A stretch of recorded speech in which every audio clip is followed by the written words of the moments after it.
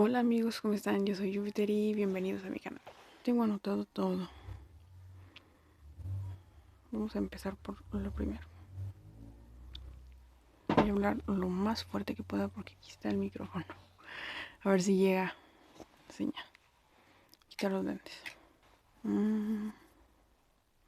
Si tuviera que ponerle un inicio a mi historia, pues esto comenzaría varios años atrás. Creo que incluso la forma en la que nací y viví impulsó y desencadenó pues este camino. Todo lo que he vivido pues. Comencé a cursar la carrera de administración de empresas y ahí conocí una materia que se llamaba mercadotecnia. Y dentro de la mercadotecnia hay una rama que se llama neuromarketing. Mi maestra de mercadotecnia se llamaba Yolanda y tenía una forma de enseñar que me parecía muy sorprendente.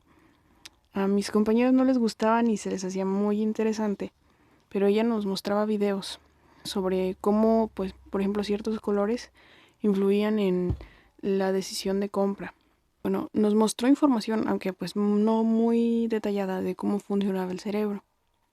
Yo siempre fui una persona curiosa. En varios de los videos que la maestra Yolanda ponía, se explicaba que el cerebro, más en específico el cerebro subconsciente, era como que una maravilla, un prodigio. Incluso hay varios libros al respecto que leí y luego pues los puedo ir comentando.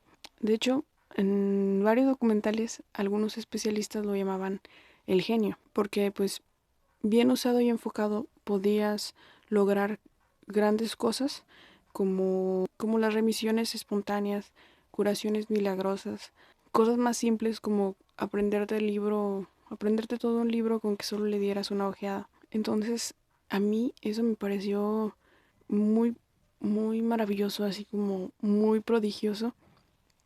Y en verdad despertó toda mi curiosidad. Yo siempre he sido así de que me gusta mucho investigar las cosas. Me gusta comprender el porqué de las cosas.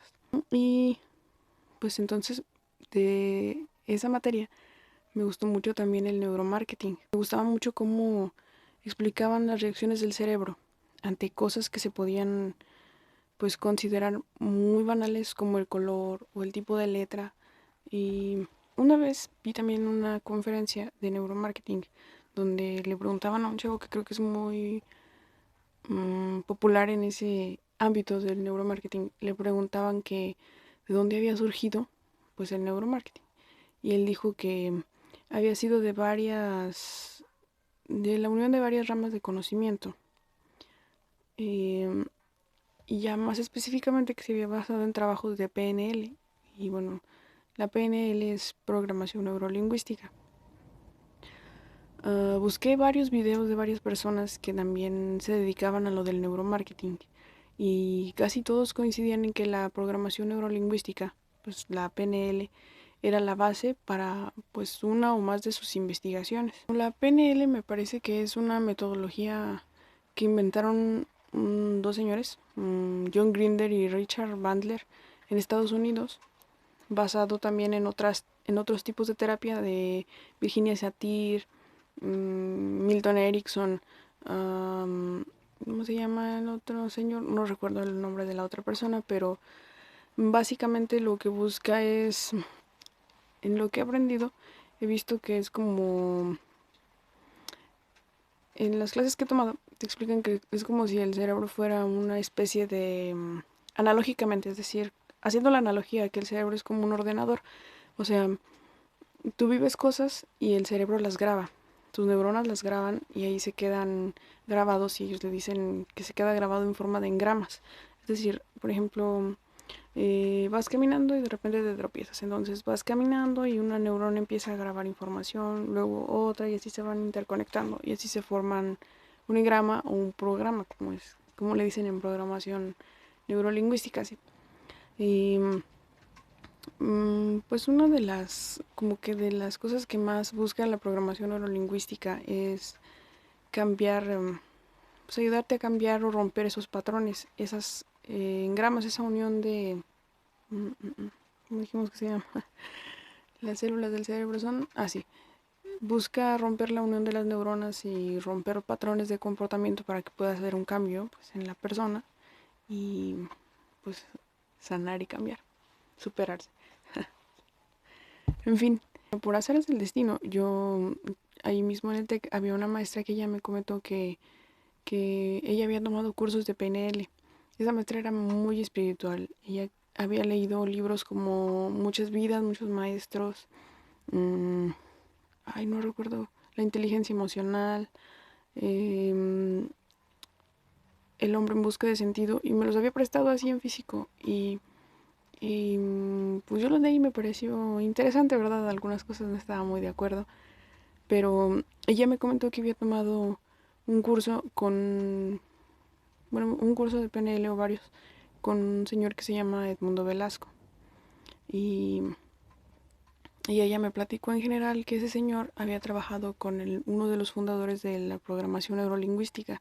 Y bueno, yo ocupaba algo así, porque yo vivo en una ciudad pequeña y pues hay pocos cursos y talleres relacionados a eso. Casi los que existen de ese tipo de cursos son pues los que gente que ha tomado cursos de, no sé, líneas de la vida, mmm, uh, constelaciones familiares, pues son cosas que ellos mismos traen para ayudarle a otras personas que no lo han vivido aquí en Matehuala, pero pues yo no conocía a nadie. Entonces, bueno, yo siempre fui muy buena dando consejos y la maestra me dijo que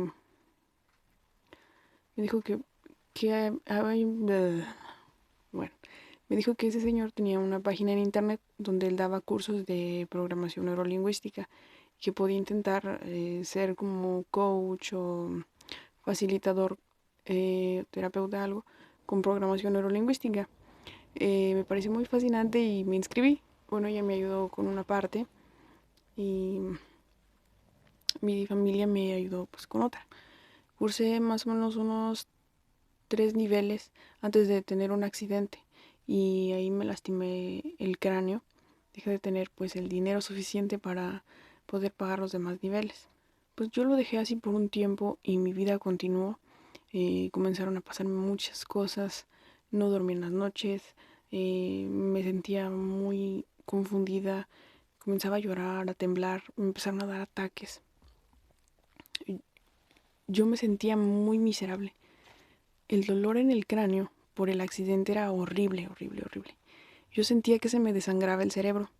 Literal, a cada rato sentía que la vida se me acababa y se iba. Pues cada día lloraba más. Me sentía más triste y más culpable. Y bueno, triste porque la carrera que quería cursar, pues esa no era la carrera que yo quería cursar. Eso no era lo que yo quería estudiar, perdón. Las personas que conocía, las cosas que estaba haciendo, el lugar en donde estaba, nada, eso era lo que yo quería. Yo me sentía muy culpable por ser de clase baja y tener sueños y ambiciones. Bueno, sabía que mis papás no podían pagar pues nada de eso. Me sentía muy mal, me sentía así una basura, me sentía muy triste incluso de haber nacido. Me sentía muy culpable y avergonzada de mí misma. Yo sentía que toda la existencia no tenía sentido. Y bueno, sentía también que venía nada más a estorbarle a mis papás. Y todo el mundo se estaba derrumbando a mis pies. Sentía que la vida era como el agua y se me iba así entre las manos. Sentía que tenía mucho talento y que lo estaba desperdiciando. Me sentía víctima de la vida, del destino. Sentía que a cada rato la vida me golpeaba y me dolía mucho estar viva. Y me sentía así porque estaba estudiando y haciendo cosas que no me hacían feliz, pues para hacer felices a los demás. Bueno, yo los comprendo, ¿verdad? Porque ellos querían que yo tuviera una vida estable, pero pues en el fondo de mi corazón yo no quería nada de eso. Y así me perdí durante mucho tiempo en la vida. Solo viví la vida como pude. Yo me sentía que estaba muerta en vida, así, o que solo mi alma se arrastraba en la vida, pero en sí no sentía que estuviera viviendo. Me sentí muy triste por haber tenido que dejar pues el estudio de ese grado de PNL y pues yo sentía que la vida me estaba golpeando por todos lados. No sé mucho de boxeo, pero ah, pues yo sentía que la vida era como mi oponente imaginario en una lucha así muy dramática. Yo no podía ver quién o qué me estaba golpeando, pero pues los golpes eran muy frecuentes y la verdad sí me parecían muy dolorosos. Como les digo, yo solo vivía así como un autómata en automático, anestesiada ante la vida, eh, como que se me durmieron mis emociones, se durmió mi empatía. Antes era muy sensible y muy creativa y de repente ya pasaba frente a un perro y aunque tuviera alguna pata lastimada o algo, no, realmente no me importaba. Incluso a veces creo que veía cosas muy violentas o salvajes y pues es que yo sentía que ese tipo de violencia o a lo mejor esos videos o películas porque son donde hay mucha violencia pues que siempre son de aventuras o donde los personajes viven una vida muy activa. Yo buscaba algo que me hiciera pues sentir viva, que me emocionara. Unos 2 o 3 años hace, eh, la mamá de mi papá, mi abuelita paterna, falleció y fue como la gota que derramó el vaso. La vida se me hizo muy frágil y pues la forma en la que ella murió se me hizo, pues no sé, me hizo cuestionarme muchas cosas. Unos meses antes de que mi abuelita pues falleciera, yo había tenido un golpe fuerte en el cráneo, pues, no me lo había atendido correctamente. Sentía mucho dolor en la cabeza, yo caí, me golpeé aquí, la parte trasera del cráneo. No, no podía pensar con claridad. A veces no entendía las oraciones, no podía coordinar bien. Pues no, no me, más bien sí me chequé, pero pues me dijeron que en realidad no había pasado nada, aunque yo sí había oído que me tronó muy feo. Es que yo caí desde mi altura, yo mido unos 70 más o menos, unos 70, 70 y algo. Caí desde mi altura al piso, estaba jugando fútbol, me voy a mover un poquito.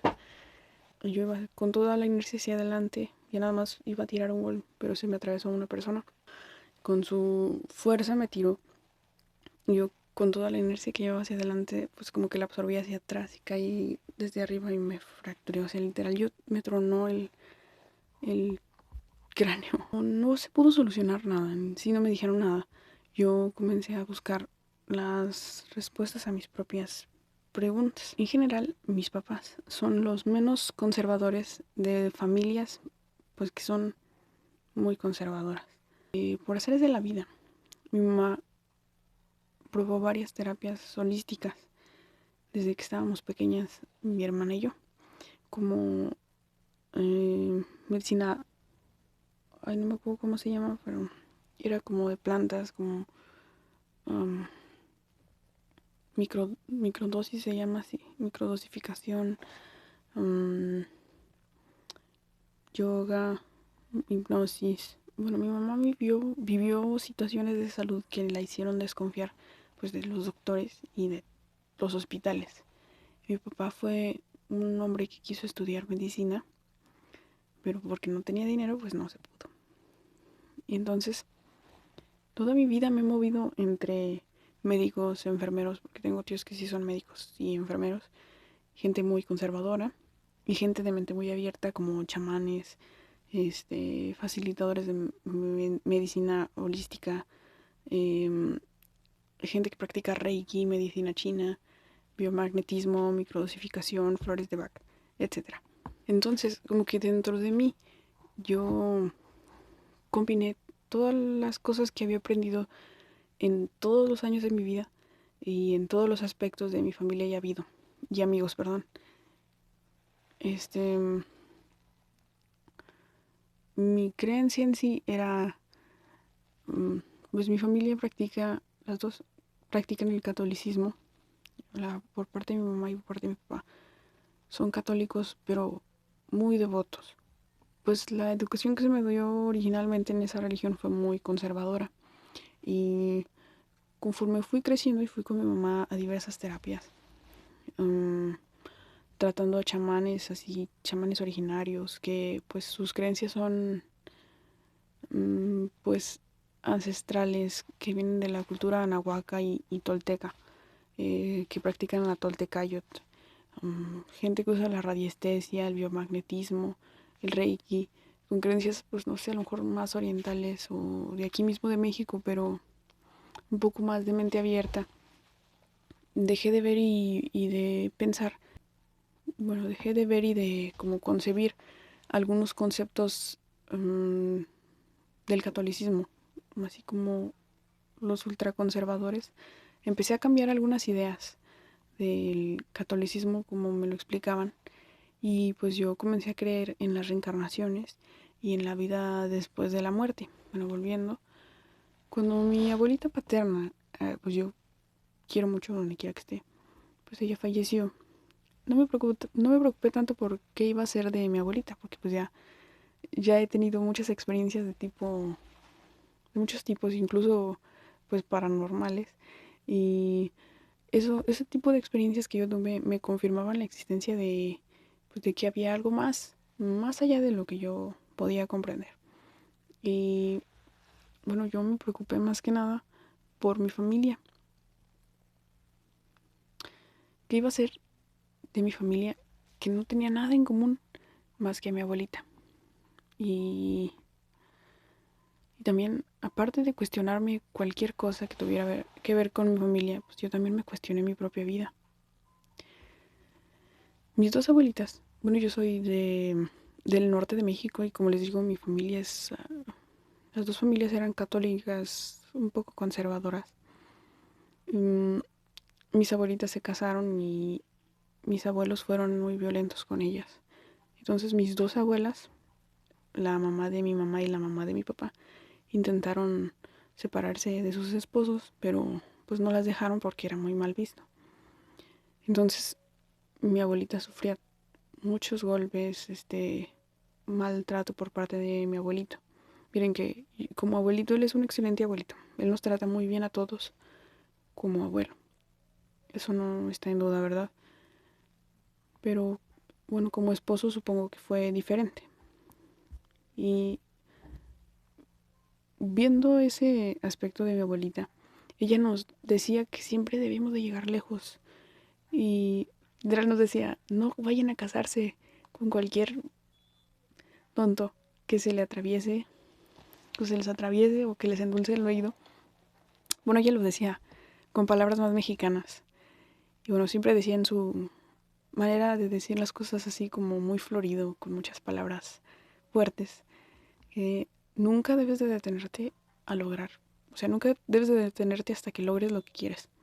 Siempre decía que hicieras de todo antes de casarte o de juntarte. Incluso varios de mis familiares yo los oí decir, no, es que se tiene que casar bien. ¿Qué significa casarte por la iglesia, casarte de blanco sin tener hijos? Y mi abuelita decía, no, mija, primero júntese y luego ya ve si le conviene. Bueno, en tiempos de mis abuelitas, ya hace tiempo, el único fin de las mujeres pues era casarse, tener hijos y cuidar al marido, ¿verdad? Y como les dije, mis dos abuelitas se casaron muy enamoradas, pero pues con el tiempo y gracias más que nada a las mamás de mis abuelitos, porque pues según lo que ellos me cuentan, como que el machismo lo inculcaban las mismas mujeres, pues se dieron cuenta que la vida de casada o pues la vida en general no era lo que ellas esperaban. Mi abuelita nos decía, mis dos abuelitas me lo han platicado, ¿verdad? Pero mi abuelita paterna ha sido un poco más abierta al respecto. Bueno, fue porque pues ya falleció. A los hombres se les permitía tener, pues, incluso como que se les instaba así, los obligaban a tener varias mujeres, porque si no, pues no eran hombres, a salir de fiesta, dejar todas las tareas de la casa a las mujeres. Y así pues mis dos abuelitas, la materna y paterna, sufrieron pues una gran explotación al lado de los seres que ellas más amaban. Y por eso mi abuelita siempre nos decía que pues cada que tenía oportunidad, que buscáramos lo mejor para nosotros. Somos en mis abuelitas, bueno, por parte de mi papá casi somos más nietas de mi abuelita, vaya, somos más mujeres. Entonces ella nos decía que buscáramos vivir muchas cosas, cosa que a lo mejor ella no, pues, no tuvo la oportunidad. Y eso me hizo darme cuenta que, pues, de su dura realidad, que bueno, es lógico, ¿verdad? Pero en el momento en el que ella falleció, yo lo sentí de manera muy profunda. Sentí que todo realmente, pues tuvo sentido, ¿no? Fue así como, "Ah, todos vamos a morir". O sea, ella lo sabía, ¿verdad? Pero en ese momento fue así como que un duro golpe. Todos vamos a morir, incluso yo voy a morir, ¿verdad? La vida es un efímero suspiro. Se me hacía una cosa rara y ridícula. Un segundo estás físicamente y luego ya no. Incluso ahora, en este preciso momento, estoy así de que, vaya, fue un cambio en mis creencias. Porque a pesar de que ya lo sabía, no lo había experimentado tan directamente. No había fallecido ninguna persona de mi círculo cercano, ¿verdad? La vida se va a cada segundo, se evapora y a veces no sabes hacia dónde se va. Mi vida se me estaba yendo. Sentía yo que se me estaba evaporando y me hizo sentir muy triste y vacía, porque pues me di cuenta que no estaba viviendo de verdad. Estaba viviendo según lo que otras personas querían o creían que era bueno para mí, y me avergoncé de mí misma. Una de las personas que más confiaba en mí, que me decía que llegara lejos, que viajara, que me superara a mí misma, pues se había ido, pues se fue y nunca pudo ver cómo de grande y de lejos pude o puedo llegar. Pues nunca lo vio, porque yo ya me había resignado a vivir las situaciones en las que me lastimaban. Yo ya estaba viviendo una vida muy, pues, ¿cómo decirlo? Muy mediocre. Yo era como un borreguito asustado al que, pues al intentar huir tantas veces del redil y no poder, pues se había rendido y pues ahora no me acercaba ni a las cercas. Es, bueno, una metáfora, ¿verdad? Pero pues un día decidí que ya era suficiente, que la vida me había humillado mucho. Dije ya no podía, ya no puedo más. Y comencé a pensar en suicidio. Comencé a planear lo que iba a hacer y cómo lo iba a hacer. Mucha gente le da miedo hablar de esto, pero he visto que entre más lo escondes, como que más grande se hace. Y a mí, yo lo platico a veces con personas que conozco, así, y a veces en público no me dicen, pero ya en privado sí me platican, oye, yo también pensaba estas cosas. Siento que hasta que lo podamos hablar como sociedad, así con naturalidad, esto puede cambiar, pero bueno, yo comencé a pensar qué hacer y cómo lo iba a hacer. Yo dije, bueno, este día y el día que decidí que ese sería mi último día, me despedí de todas mis cosas en mi mente. Nunca le dije nada a nadie, yo solo lo iba a hacer. Pues era tanto el dolor que yo sentía que solo quería eso, dormirme o que se me durmieran las emociones, dejar de sentir. Quería algo que detuviera y tapara el dolor de mi alma porque sentía que se me estaba desangrando. Toda yo me sentía que me estaba desangrando. En ese entonces no creía en Dios ni en nadie. No creía en lo que me decían otros. No creía en absolutamente nada. Ni siquiera, es más, pues yo creo que ni siquiera creía en mí misma. Entonces el último día que yo dije, este es mi último día, me invitaron a pasear. Bueno, y me encontré con muchas cosas como coincidencias o sincronicidades, he visto que le dicen. Vi mariposas, vi animales, vi que la vida era muy bonita y pensé, en realidad no quiero irme. Todo lo que me pasó, pues me hizo sentir vacía, que no tenía sentido ni significado. Nada en la vida tenía sentido para mí. Me parecía que me había quedado sin propósito desde hacía pues ya mucho tiempo. Como les dije que hay un autor que se llama Viktor Frankl, que pues escribió un libro que se llama El hombre en busca del sentido. En resumen, él cuenta su experiencia como prisionero en el campo de concentración nazi. Pues era creo que era psicólogo, se dedicaba a estudiar pues la psique. Comenzó a observar a las demás personas que estaban también prisioneras en el campo de concentración como él. Y pues ya en base a días de convivencia y pláticas, pudo darse cuenta de que los que se quedaban con vida, los que seguían viviendo, a pesar de vivir el infierno con las cosas que experimentaban en el campo de concentración nazi, pues eran los que de verdad tenían un motivo fuerte para vivir, pues un motivo que hacía que tuvieran sus corazones llenos de esperanza. Podía ser algo muy simple como ver algún familiar, un amigo, un vecino, o algo como su rutina era llegar a casa a las 6 de la tarde, quitarse los zapatos, comer algo que le ha hecho su esposa, oír el radio y luego ya irse a dormir. Eso lo mantenía con vida. Y yo, en ese momento yo había perdido todo. Yo sentía que lo había perdido todo a pesar de que no, pues en realidad no lo había perdido, ¿verdad? Yo sentía que incluso le estaba estorbando a mis papás. Sentía que todo había muerto en mí y no tenía ningún motivo para vivir. Desde niña fui muy creativa. Me gustaba mucho bailar. Todavía me gusta cantar, escribir, improvisar, bailar, componer canciones, hacer escenografías y vestuarios. Actuábamos siempre frente a mis tíos, mis primos, mi hermana y yo, representándoles así como aventuras, así. Siempre también tuve muy buen oído. Mi sueño era ser cantante, pero pues la vida me desanimó. La gente alrededor de mí me decían que no iba a lograr nada en la música porque pues no tenía dinero.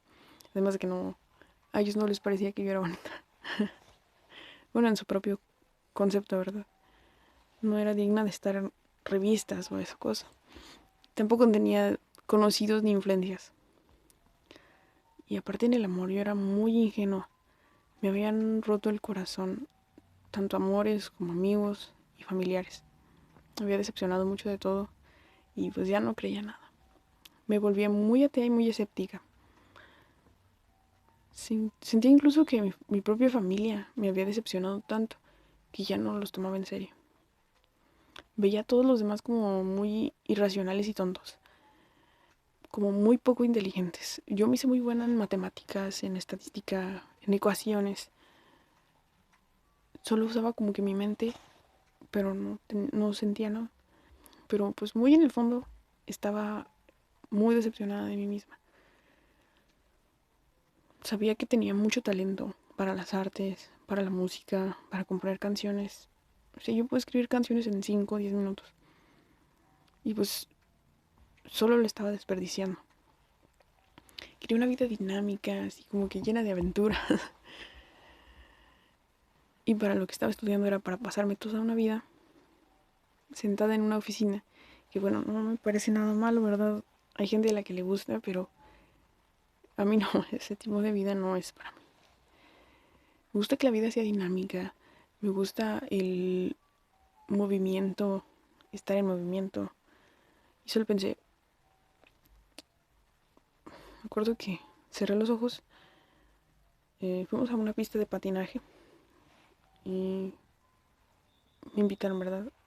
Yo cerré los ojos así con fuerza y dije, por favor, no sé realmente si existe Dios, si existe el universo o alguien en general.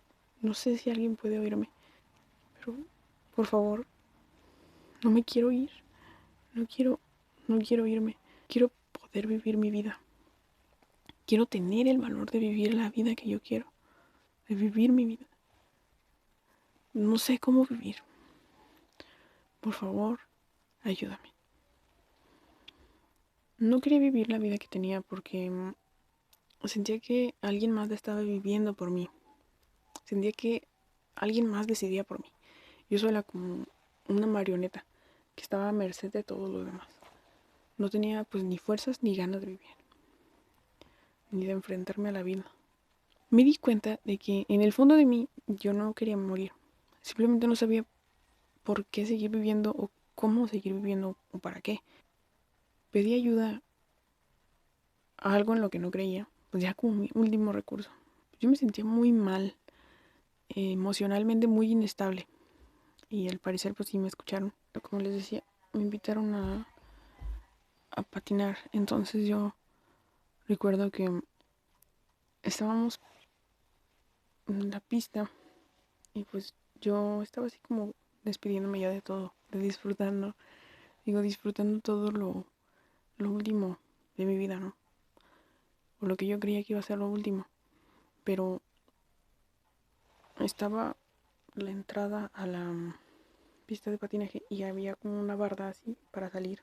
O sea, yo tenía que dar el paso así para poder salir. Pero yo traía los patines puestos y yo di el paso sin medir también la cuchilla de los patines, porque está el patín y abajo tiene una cuchilla para el hielo. Entonces yo di el paso normal, así como para pasar nomás con mi pie, ¿verdad? Pero pues no traía los patines y se me atoró la cuchilla. Entonces me fui hacia adelante, pero para no caer hacia adelante, hice el peso hacia atrás.